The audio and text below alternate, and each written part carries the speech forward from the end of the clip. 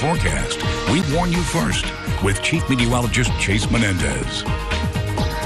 Good morning, everybody. It is really cold out there. Just a forewarning. Now, in addition to that, this tower cam bouncing around a little bit because winds are still very elevated, so look out for that. Traffic not too bad right now. Things are moving along pretty steadily. West Texas State Bank weather cam has a good look at those conditions, but we've also got tons of temperature charts to show you how cold it is. Down 16 degrees over this time yesterday for Odessa, Midland, Big Spring, and for Snyder. So much cooler temperatures across the basin than we saw yesterday, but all across West Texas. Most of us are actually backing off by double digits as far as those temperatures go. So most of us below freezing to begin the day, but when that wind blows, it makes it feel even colder. 15, 20 mile per hour wind speeds for most of the day today. Temperatures barely making it out of the 40s for our high temperatures by this afternoon, which are coming fairly early in the day thanks to these clouds rolling in, keeping us pretty cool. Now, as we get to the overnight hours, we'll see a little bit of change to our forecast coming through, but right now we're just looking at those high wind speeds and those really strong wind chill conditions. 15 miles per hour, our current wind speed for Odessa, Midland, Seminole, and for Hobbs, about 17 for Big Spring, Wink, and Snyder. Generally across the basin,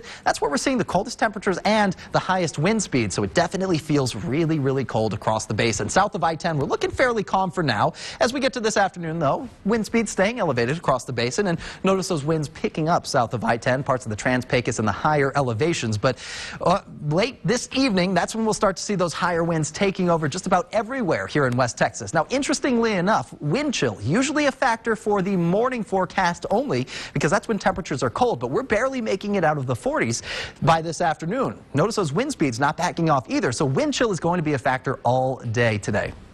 Right now, it feels like 20 degrees heading out the door for Odessa, Midland, 18 for Seminole and Snyder, and 13 for Guadalupe Pass. Very cold conditions, especially when you factor in that wind. It makes it feel even colder. And again, that wind chill is going to be a factor all day today because of these breezy winds and those very cold temperatures. In addition to that, I mentioned some changes. We might be seeing a little bit of snowfall by the time we get to tomorrow morning.